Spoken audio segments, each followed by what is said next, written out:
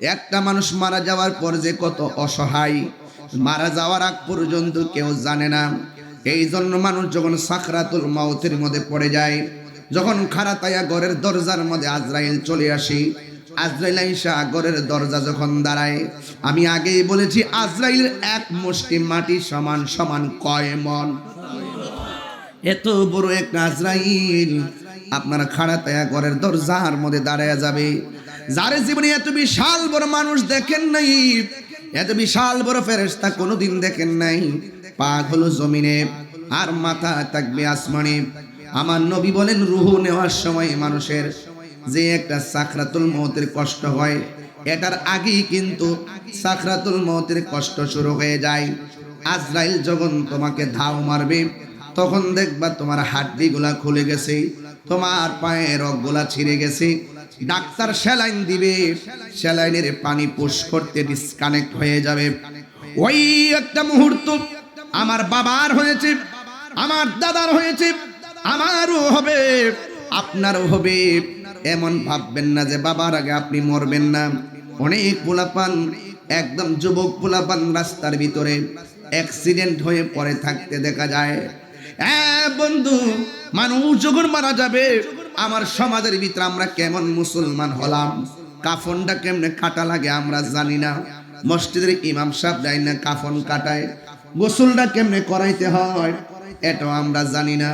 কেমনে উজু করাইতে হয়, কখন করফুলগুলো তার সামনে ছিটাতে হয়, কোন সাইড থেকে গোসলটা শুরু করতে হয়, কিভাবে মৃত্যুর গোসল দেয়, নখগুলা খিলালি করে, দাড়িগুলা খিলালি করে, সেটা আমরা জানি না।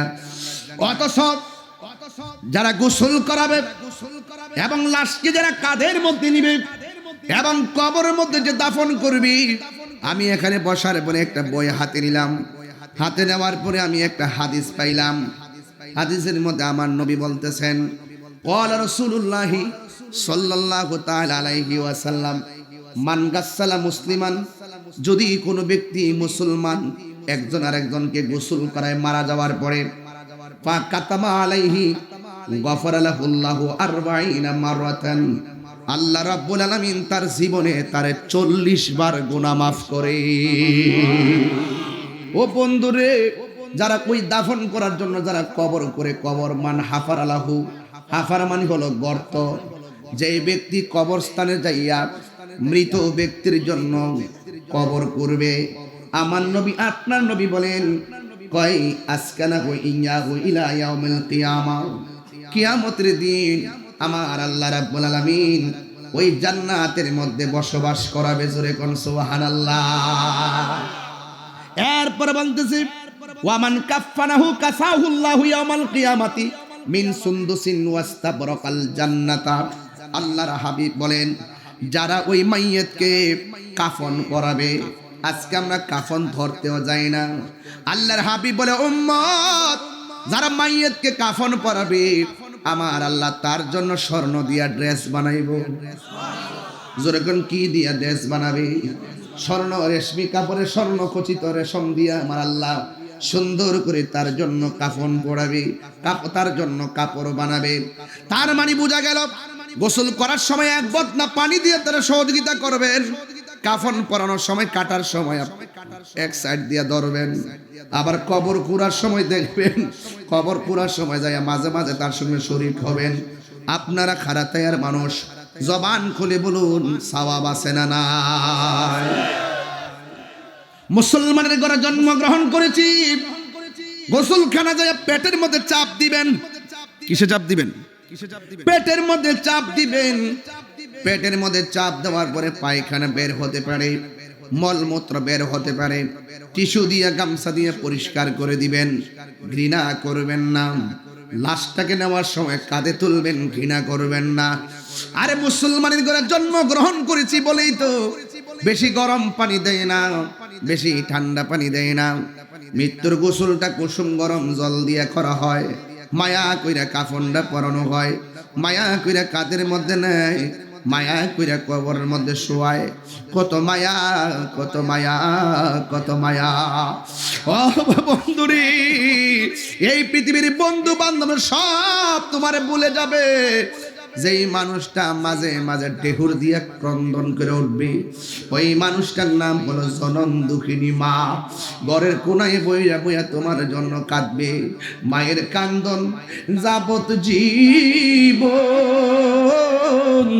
2-4 মাস বোনের কান্দন রে, গরিব পরিবারের কান্দন কই একদিন পর থাকে না। দুঃখের দরদি আমার জনম দুঃখী মা, গর্ভধারিণী মা, জনম দুঃখিনী মা, দুঃখের দরদি আমার জনম দুঃখী মা। আউযু বিল্লাহি মিনাশ শাইতানির রাজিম। বিসমিল্লাহির রাহমানির রাহিম। মিনহা খালাকনাকুম ওয়া ফিহা নুঈদুকুম ওয়া মিনহা নুখরিজুকুম তারাতান উখরা। আল্লাহ রাব্বুল আলামিন বলেন, এই মাটি থেকেই তোমাকে সৃজন করা হয়েছে, সেখানেই তোমাকে দাফন করা হবে। এই জায়গা থেকে তোমাকে উলঙ্গ অবস্থায় উঠানো হবে। যে জায়গার মধ্যে সবাই উলঙ্গ অবস্থায় উঠবে, ওই মাটির নাম হলো হাসরের ময়দান। আল্লাহ বলে, এই মাটি থেকেই তোমাকে বানাইলাম। এই হার মার্জা হলো আদমের দিকে। কার দিকে? আরো জোরে কোন, কার দিকে? আদমের দিকে। আমার আদি বাবা।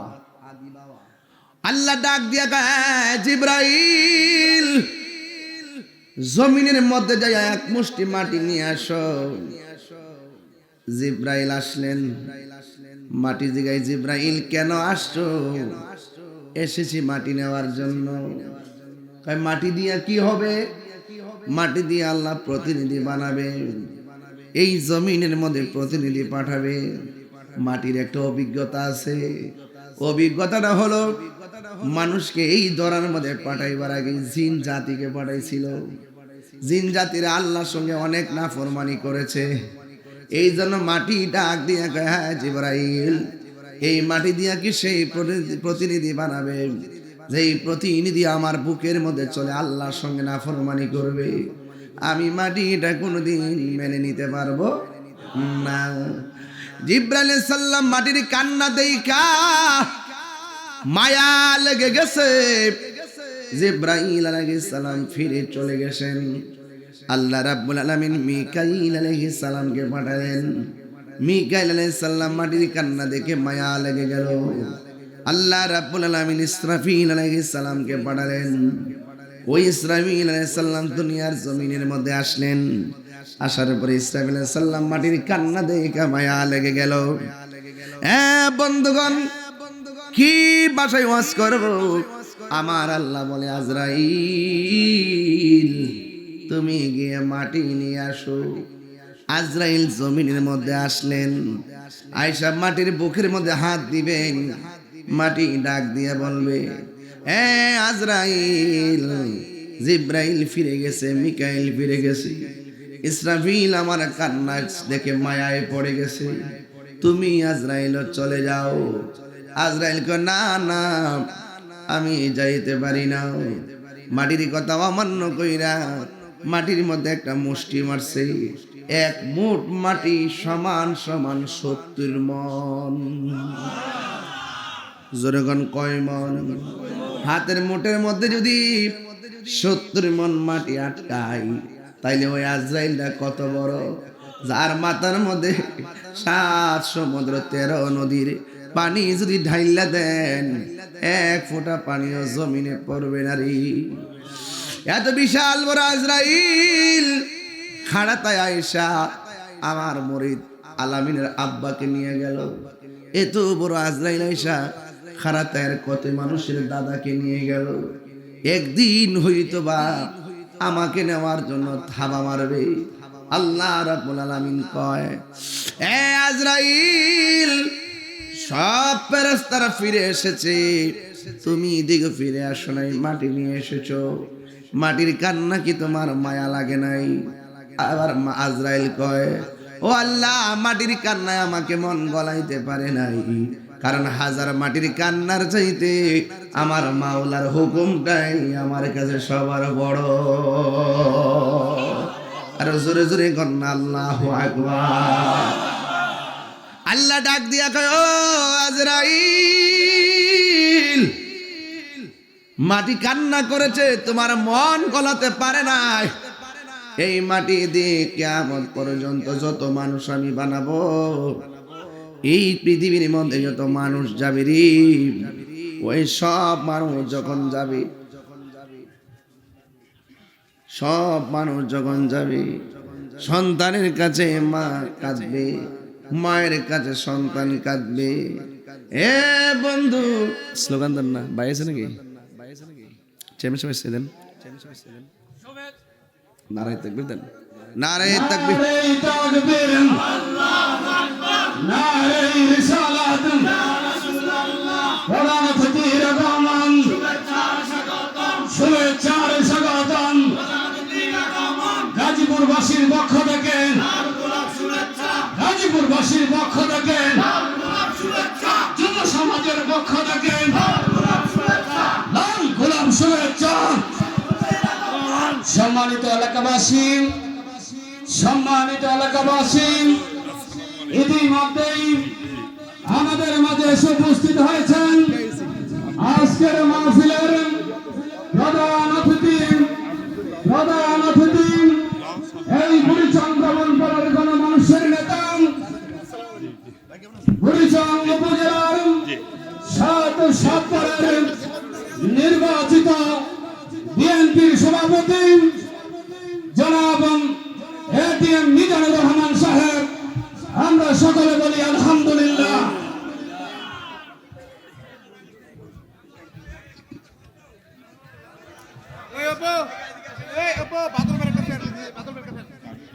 না, একটু কথা বলো, একটু রেসপন্স করো।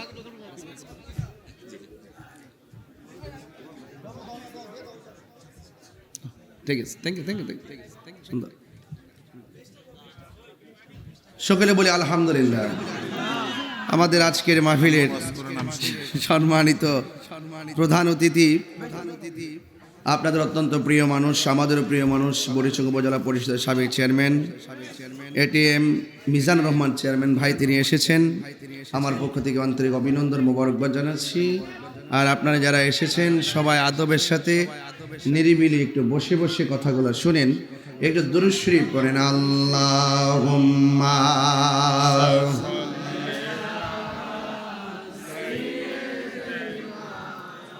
মাওলানা মুহাম্মদ ওয়া আলা আলি সাইয়্যিদিনা।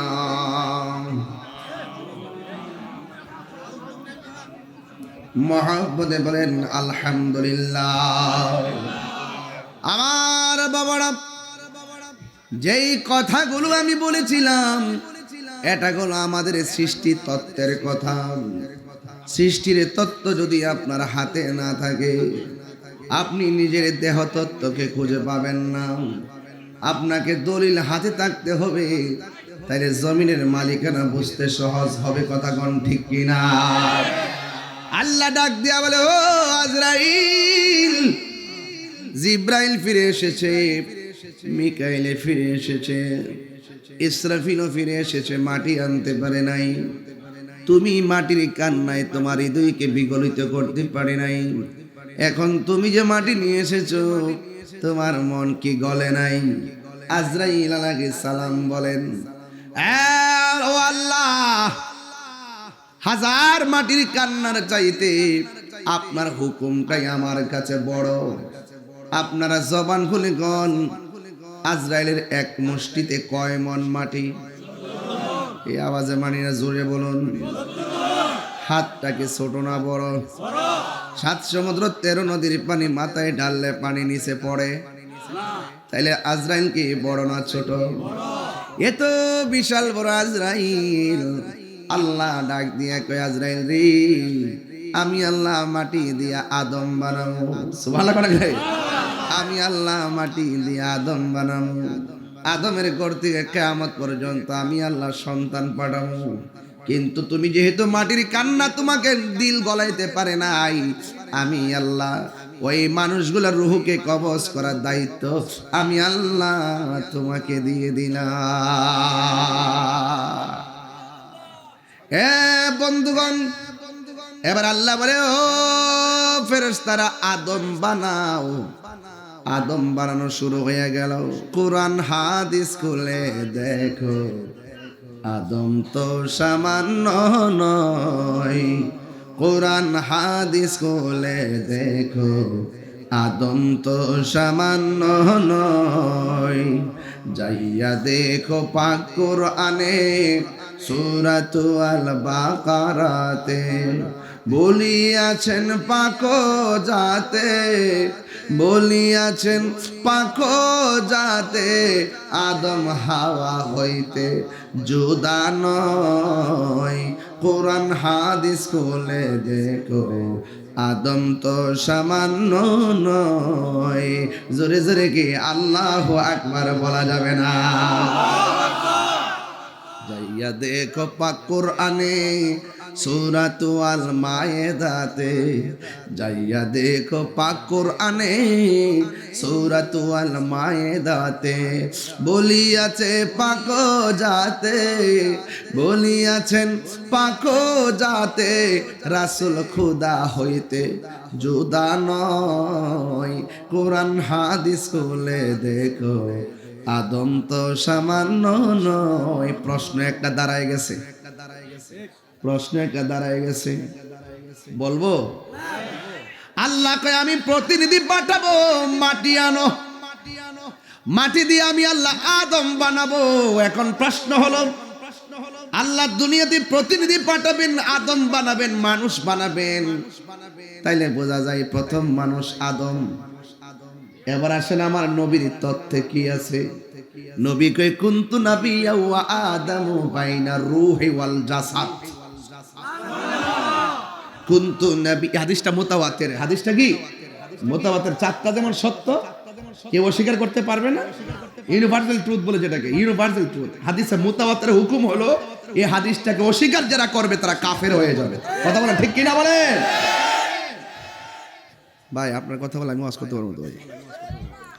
প্লিজ, আমি কিন্তু একটু গভীর তথ্যের আলোচনা করছি, কিন্তু একদম প্রত্যেকটা লাইন আপনাকে ফলো রাখতে হবে, কারণ নাইলে আবার প্রশ্ন জাগতে পারে অনেকে, আমি ভেঙে দিয়ে যাব। আর সারা বাংলাদেশের মানুষ জানে যে তাহির হুজুর দলিলের বাইরে কথা বলে না, ঠিক না? আমাকে বানায় কথা বলি, কোনো কিছু যাই বলি হিসাব নিকাশ মিলাই বলি। কথা বলেন ঠিক না? আলহামদুলিল্লাহ। তাই মানুষ তো এই যদি 8টার সময় যদি এই অবস্থা হয়, আরো 10 মিনিট গেলে আরো দুনিয়ার মানুষ আসবে। এই জন্য মাঠটা একটু বড় করছেন নাকি? তবে আজকে মন মতো একটা মাঠ পাইছি, এটাকে আমার করে মন মতো হইছে। ধাক্কা ধাক্কি নাই, ঠেলাঠেলি নাই। আলহামদুলিল্লাহ কোন একটু হাত দিলে কোন আলহামদুলিল্লাহ কোন গেল। আর চেয়ারম্যান সাহেব একটা এমনি একটা শুভেচ্ছা দেন, এই হাত তোলার শর্ট দেন, এভাবে দেন। এই যে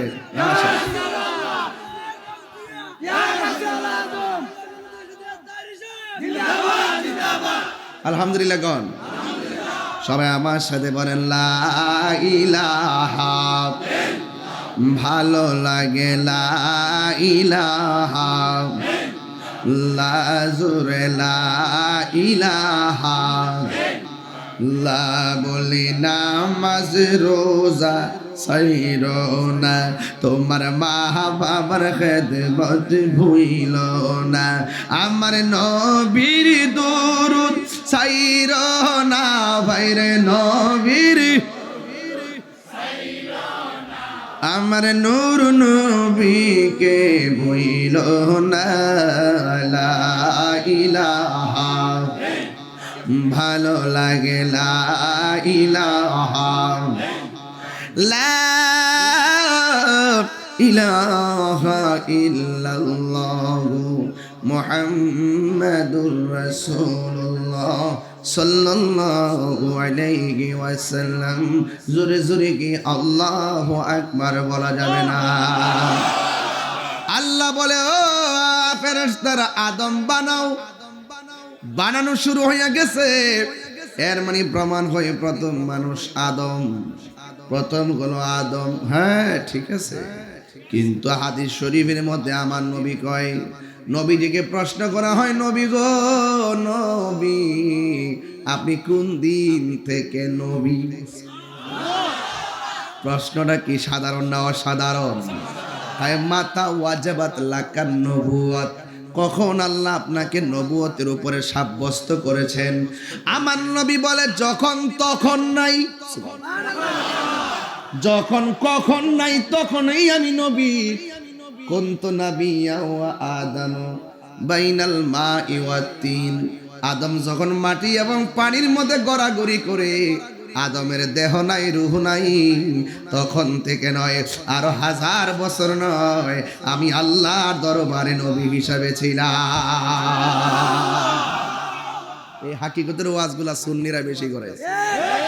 আর বাংলাদেশের কিছু আছে মৌলবীরা শুধুমাত্র সামনে যা দেখে তাই বুঝে, মানে সামনে যা দেখে তাই বুঝে। মাঝে মাঝে শুধুমাত্র এই যে দেখবেন ডলার খাইলে কালার পাল্টায় না, আপনি একটা বান্ডেল ধরাই দেন, দেখবেন দুয়ার বাসা পাল্টাইছে। এরকম মুনাফিকি সুন্নি জনতা করে না, কথা বলে ঠিক না বেঠে? আমরা আহলে সুন্নাত ওয়াল জামাত, আমরা তথাকথিত কোনো দালালি করি না, আমরা মদিনাওয়ালার প্রেমের দালালি করি, ঠিক কি না বলেন? যার অন্তরে নবীর প্রেম থাকবে তাকে আমরা অ্যাবসলিউটলি স্যালুট। যেখানে নবীর প্রেম নাই তার সঙ্গে আমরা নাই, কথা বলা ঠিক না?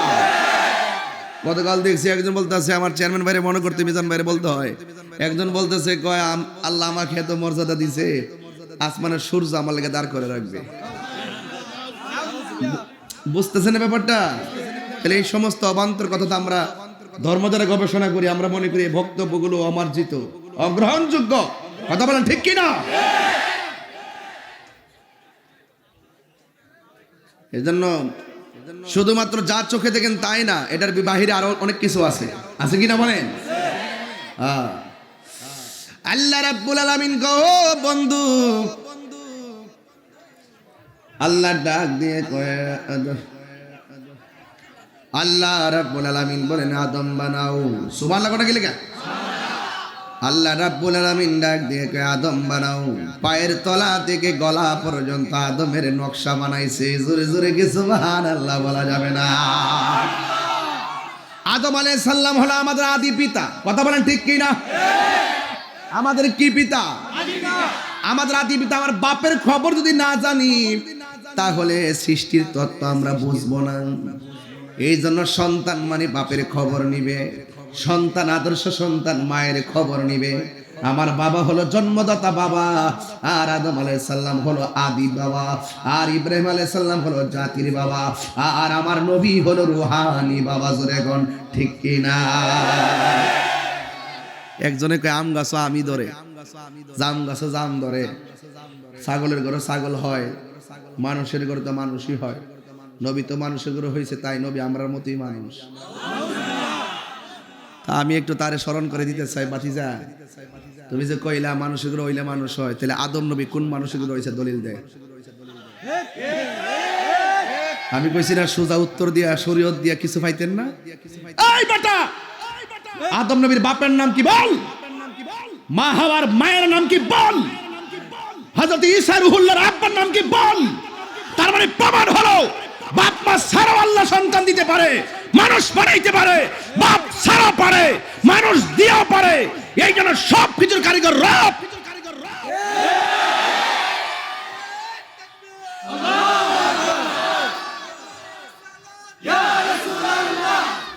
আল্লাহু আকবার বলেন। ওরা শরীয়ত মৌলবী, শরীয়তের মৌলবীরা চোখে যা দেখে তাই করে, চোখে যা দেখে। চোখ বন্ধ করলে মদিনা দেখা যায় না, এটা কোনটা? তাহলে বোঝা গেল যা দেখো তুমি তার বাইরেও কিছু। আর চোখ খুললে তো দেখা যায়, চোখ বন্ধ করলে তো ভালো কিছু দেখা যায়, এটার বাইরেও আরো কিছু আছে, আছে কিনা বলেন? স্মরণ করাই দেই। মানুষ মারা যাওয়ার পরে 3 দিন পরে তার নাকটা পচা যায়। কয়দিন বলছি ভাই? 6 দিন পরে আঙ্গুলের নখগুলা উঠে যায়। 9 দিন পরে মাথার চুলগুলো খুলে যায়। 10 দিন পরে আপনার এই যে চোখটা গলে যায়। 17 দিন পরে আপনার পেটটা ফেটে যায়। 60 দিন পরে আপনার অল বডি থেকে গোশতগুলো সাইরা দিয়ে হাড্ডিগুলো পড়ে থাকে। 60 বছর পর্যন্ত হাড্ডিগুলো কবরে থাকে। 60 বছর পরে আপনার হাড্ডিগুলো একদম মাটি খেয়ে ফেলে। It's must to be regretted নয়, অ্যাবসলিউটলি স্মরণ করাতে চায়। 700 বছর পরে, 100 বছর পরে, 300 বছর পরে নদী ভাঙ্গনে বাড়ি চলে গেছে, কিন্তু লাশের গায়ে 1 ফোঁটা মাটির আচর পচন ধরে নাই।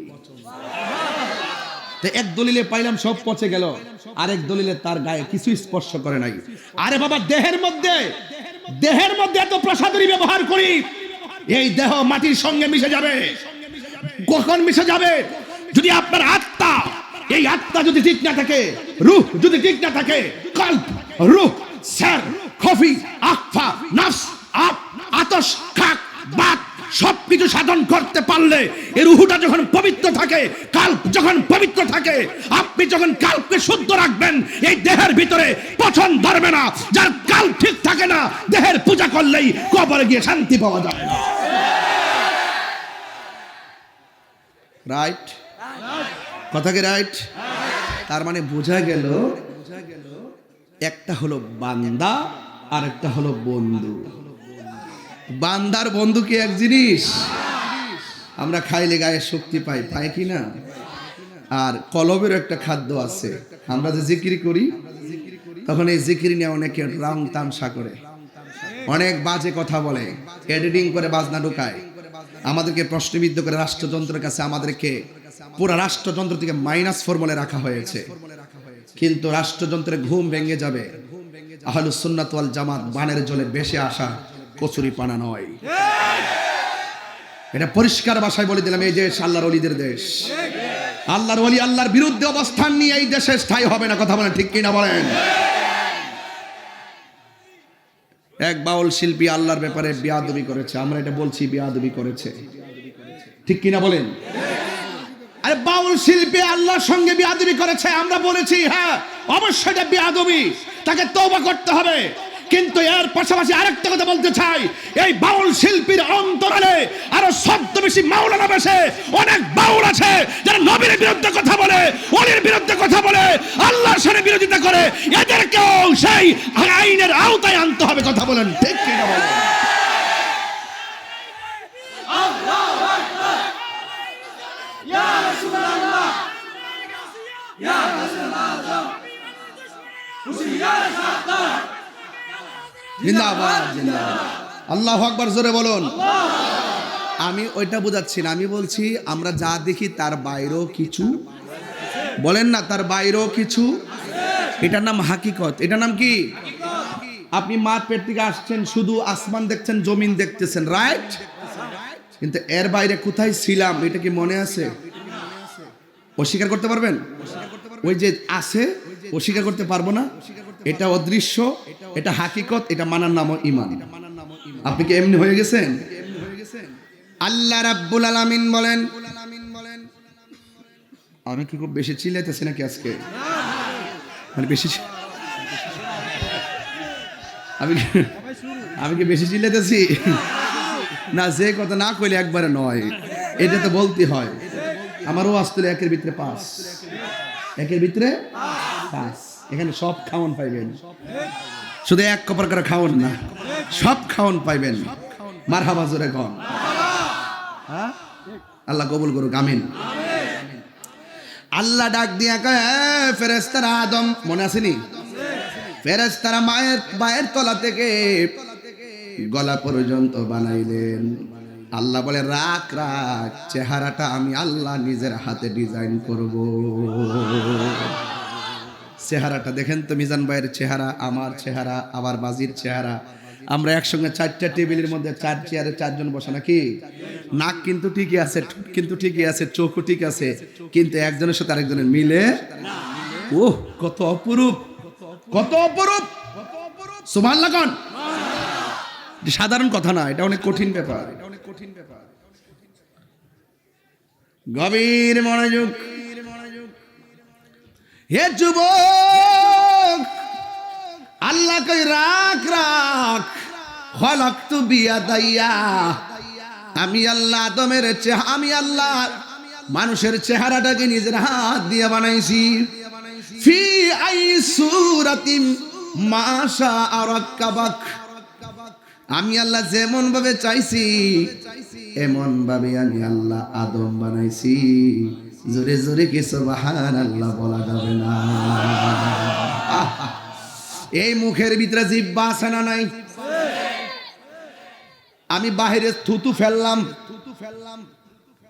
মানুষে খাইব দূরের কথা, আমি নিজেই ধরবো না।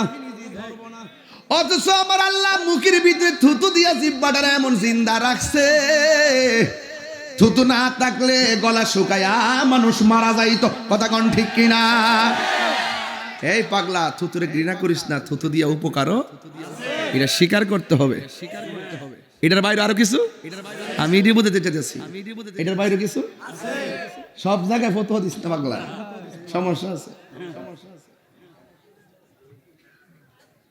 আচ্ছা ভাই বলো দেখি, রাত্রি কেন কালো? সূর্যি মামা কোথা হতে পেল এত আলো? কোকিল কেন এত কালো? ফর্সা কেন বক? চিনি কেন এত মিষ্টি? তেঁতুল কেন টক? জিহ্বা কয়টা? কথা কনা রে, একটা জিহ্বার ভিতরে চিনি দেওয়ার পরে লাগে তিতা, ঠিক না? ঠিক বলে ইতিহাস বুঝছেন বই দেখে দিলে না পাগলা। হাই পাগলা, হিসাব মিলাই কইস তাই রুজুর গেলাম আয়া করছে মারা বাজে।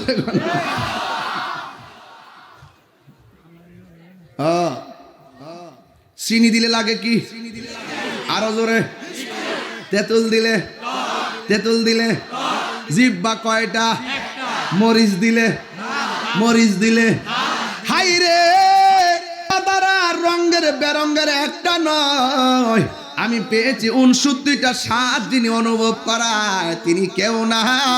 জবান খুলে বলো তিনি কে? ওয়া ইলাহুকুম ইলাহু ওয়াহিদুন লা ইলাহা ইল্লা হুয়ার রহমানুর রহিম।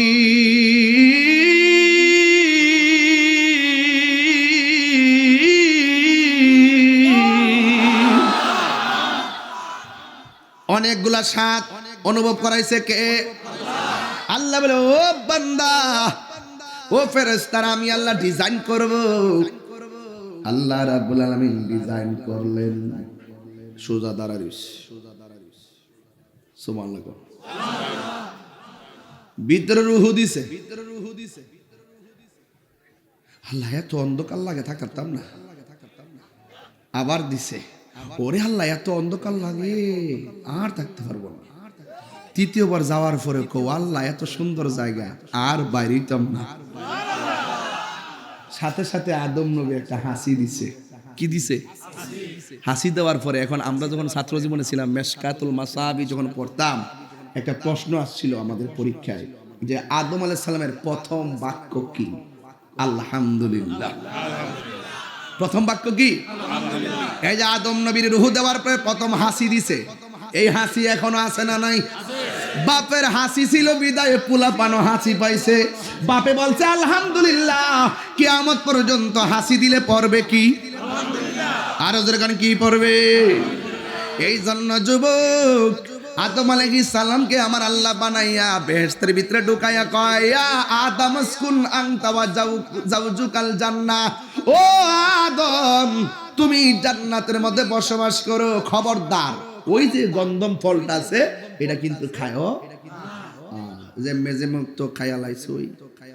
আদম আলাইহিস সালাম গলাত গেছে বর্দা, যখন দেখছে হাওয়া মুখের মধ্যে দিছে, জান্নাতের কাপড়টি খুললা ফিরে যেতেছে গা। এই দৃশ্য দেখে আদম নবীও যখন দিছিন, দেওয়ার পরে গলার মধ্যে এমনি টিপ দিয়ে আইবে, হ্যাঁ মিজান ভাই, হ্যাঁ মিজান ভাই, আসান না এমনি টিপটা ধরছে। এই পুরুষের একটা ঠেলা আছি না, আমার আব্বা যে এমনি ধরছে না, ফলটা একটা ঠেলা মারছি না। এর লাগে এটা ফুল গেছে গা, আদম নবীরে ফুলা আমরারও ফুলা। আর মহিলারা ওই যে আম্মা খাইলে চিন্তা সৎকের গেছে গা, তো এর লাগে মহিলাদের কোনো কন্ট্রোনালি আছে। এই জন্য মহিলার কাছে আল্লাহ দোয়া দিয়া কয়, জামাই হোক আর বউর সম্পর্ক হোক, সব কথা কয়েন না, হেরা জীবন বাজান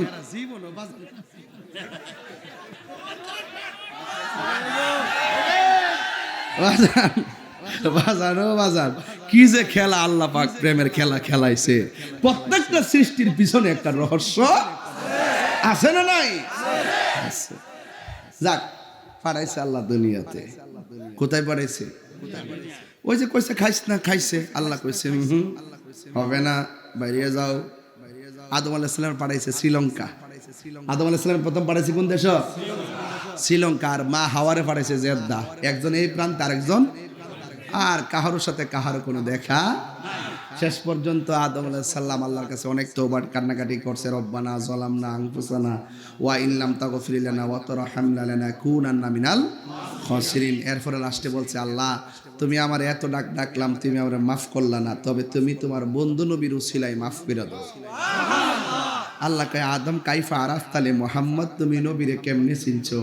আদম আলাইহিস সালামকে আল্লাহ, যখন তুমি আমাকে বানাইছো, তখন আমাকে যখন ভিতরে রূহ দিছো, ফারাইতু আলা সাকিল আরশ, আমি আরশের চৌকারের দিকে তাকাইছিলাম, তাকায় দেখেছি ফাফিহি মাকতুবান লা ইলাহা ইল্লাল্লাহু মুহাম্মাদুর রাসূলুল্লাহ। আমি দেখেছি আরশে আজিমের মধ্যে এক পাশে আল্লাহর নাম, আরেক পাশে তোমার বন্ধুর নাম। নিশ্চয়ই তাকে অনেক মহব্বত করে। কেউ যদি লেখে D+T, কেমন লাগে বিষয়টা? কেমন লাগে? বোঝা যায় যে ডি এবং টি এর সাথে একটা অভূতপূর্ব প্রেমের সম্পর্ক। ফুলাফান অনেক আছে হাত কাটতে লাগবে, ফুইরাল আসেনি, বেহুব দিকে পুরে বেহুবটা পুরো স্কিল লেগিয়া পছন্দ হয়েছে, বিয়ার প্রস্তাব দিয়ে ডাইরেক্ট বিয়া করে লইব। কথা কারণ ঠিক না বেটি? প্রেম দরকার কি? নাইলে আমার কাছে কো, আমি কি মরে গেছি? দেখো তোমার আব্বা আব্বার কম মাছ বিয়া। হ্যাঁ, এরপরও কিছু রুজি রোজগার করলে ভালো, কারণ বোর্ডার তো ভালো তুইব। কথা কন ঠিক না বেটি? এই জন্য একটু সক্ষমতা তৈরি করে বিয়া করলই বালা। নাইলে কিন্তু অভাব যখন গড়ে দেখা দেয়, ভালোবাসা গেলাম জ্বালানা দিয়ে ভালাই দেখা। বহুত ফেমের বিয়া দেখছি, রাত্রেবেলা ভালোই, দিনের বেলা কানতে কানতে জীবন শেষ।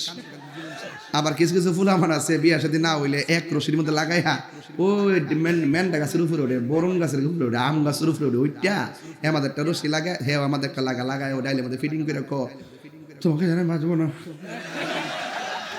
এবার পরিষ্কার ভাবে এক রশির মধ্যে দুইজন লাগিয়া যখন কয় I love you, I want to kill for love, with my love, ইত্যাদি ইত্যাদি বলার পরে, তখন মানে প্রথম তো লাগাইছে তো বালা, যখন রশিটা ছেড়ে দেয়, আব্বা আমারে বাঁচাও, আব্বা আমারে বাঁচা।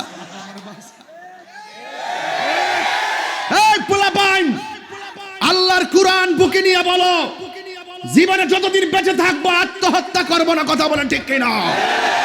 জীবনে যতদিন বেঁচে থাকবো মা বাবার অবাধ্য হয়ে কোনোদিন দাম্পত্য জীবন সৃষ্টি করবো না। কথা বলেন ঠিক কিনা? আমি আপনাকেই বলছি, আপনি একটা মেয়ের জন্য জীবন দিয়ে দিবেন, দেখবেন 1 মাস হবে না মেয়েটা আরেক জায়গায় বিয়ে বসে শান্তিতে ঘর সংসার করবে। কথা বলেন ঠিক না বেঠে? যেই ছেলেটা আত্মহত্যার পথ বেছে নিয়েছে, এটা সুপুরুষ নয়, এটা কাপুরুষ। কথা বলেন ঠিক কিনা বলেন? আমরা কাপুরুষের জিন্দেগি চাই না, আমরা সুপুরুষ হতে চাই। কথা বলেন ঠিক কিনা? মনে থাকবে আমার যুবক ছেলেরা, শুধুমাত্র নেশা থেকে বাঁচা থাকবা, আর কিচ্ছু লাগতো না। কিসের থেকে বাঁচা থাকবা? নেশা থেকে। নেশা, এই এলাকায় নেশা ঢুকছিনি রে, খুব সতর্ক। আরে খাস না বড়া, খাই হমান করলা। আমার বাপের কিতা হইছে, তোমার বাপের টিয়া তুমি খাইবা, 2 দিন পর যখন বউর আম্মা ডাকবা তখন বুঝবা, যাই কে আম্মা টেহা দৌ। কারণ নেশাখোরের কোনো ধর্ম, মাথা, জ্ঞান, মূল্যবোধ, ঈমান, আমল, ভবিষ্যৎ, ব্যক্তিত্ব, হের মুখটা যায় তা উঠতে কইব। কথা কন ঠিক না বেঠে? বাইরে না ঠিক আছে তো, এটা সুন্দর ভালো কথা বলছে, এটা আমি গ্রহণ করছি। এই শোনেন, আমার কথা আপনাদের খারাপ লাগতেছে? এখানে একটা চমক দিব। আজকে আমাদের চেয়ারম্যান মহোদয় আপনাদের সামনে একটু কথা বলবে। মাঝখান থেকে আমি জিরা, এখানে এত চিল্লাই, বুঝেন না ব্যাপারটা? বাইরে ছিল একটা সুযোগ পাইছি, একটু জিরাইলে বাজান। আর তোরা তো কফি দিছ না, মন রয়েছে আর যাইতে না। আর যাইস তুই চলবো দিয়ে করে দিলাম মারহাবা কোন বাজার আপনার কি ঘুমে ধরছে ভালো আছেন জি জি সকলে মহব্বতে বলেন লা ইলাহা লা ইলাহা ইল্লাল্লাহ লা ইলাহা লা ইলাহা ইল্লাল্লাহ মুহাম্মাদুর রাসূলুল্লাহ সাল্লাল্লাহু আলাইহি ওয়াসাল্লাম জবান খুলে বলুন আল্লাহু আকবার আমি বলেছিলাম আদম এবং হাওয়া আলাইহিস সালামের দেখা হলো আরাফার ময়দানে ওই জায়গার মধ্যে আমার আল্লাহ রাব্বুল আলামিন ক্ষমা করলেন সেখান থেকে মানুষ জোড়ায় জোড়ায় দুনিয়াতে আসা শুরু হয়ে গেল ও বন্ধুরে ওই দিন থেকে যেমন মানুষ আসতেছে আবার এমন ভাবে মানুষ দুনিয়া থেকে বিদায় হয়ে যাচ্ছে হতে হতে এই পর্যন্ত আমরা আসলাম এই জন্য আমাদেরকে এই পৃথিবী ছেড়ে চলে যেতে হবে আমার দাদা কোথায় গেছে আমার বাবাও দুনিয়াতে নাই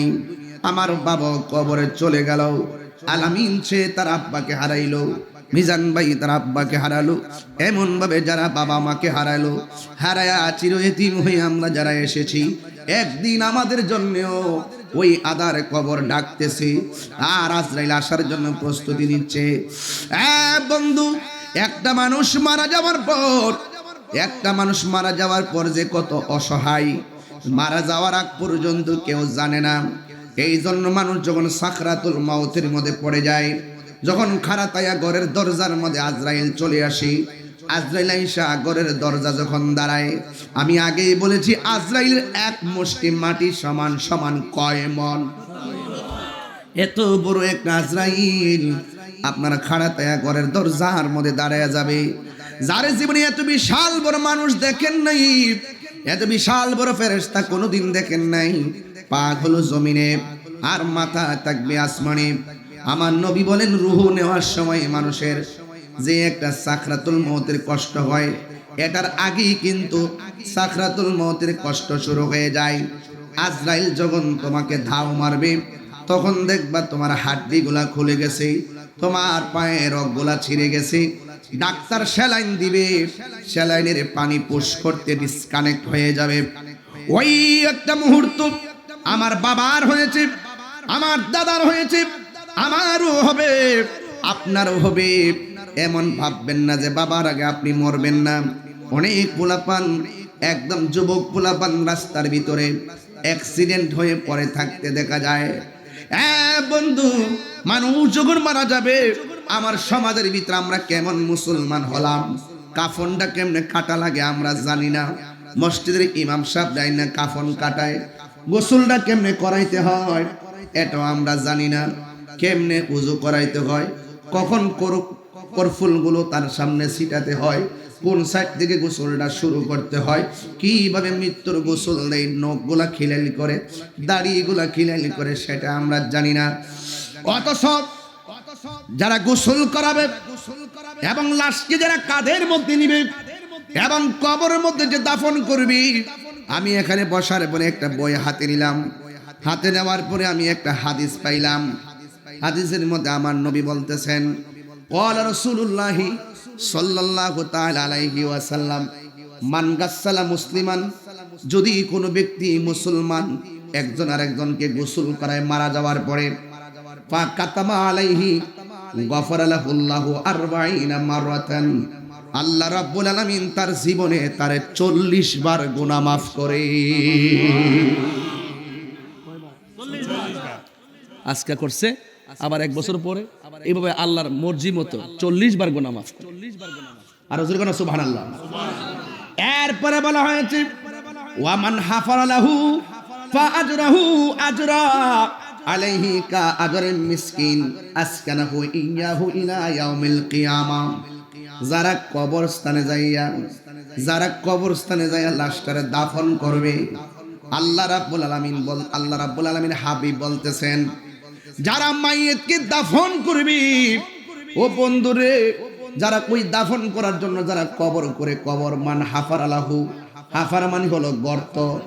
যেই ব্যক্তি কবরস্থানে যাইয়া মৃত ব্যক্তির জন্য কবর করবে, আমার নবী আপনার নবী বলেন কয় আসকানাহু ইয়াহু ইলা ইয়াউমিল কিয়ামা, কিয়ামতের দিন আমার আল্লাহ রাব্বুল আলামিন ওই জান্নাতের মধ্যে বসবাস করাবে। জোরে কোন সুবহানাল্লাহ। এরপর বলতেছি ওয়ামান কাফফানাহু কাসাহুল্লাহু ইয়াউমাল কিয়ামাতি মিন সুন্দুসিন ওয়াস্তাবরাকাল জান্নাতা। আল্লাহর হাবিব বলেন যারা ওই মাইয়িতকে কাফন পরাবে, আজকে আমরা কাফন ধরতেও যাই না। আল্লাহর হাবিব বলে উম্মত যারা মাইয়িতকে কাফন পরাবে, আমার আল্লাহ তার জন্য স্বর্ণ দিয়া ড্রেস বানাইব। যেরকম কি দিয়া ড্রেস বানাবে? স্বর্ণ রেশমি কাপড়ে স্বর্ণ খচিত রেশম দিয়া আমার আল্লাহ সুন্দর করে তার জন্য কাফন পরাবে, তার জন্য কাপড় বানাবে।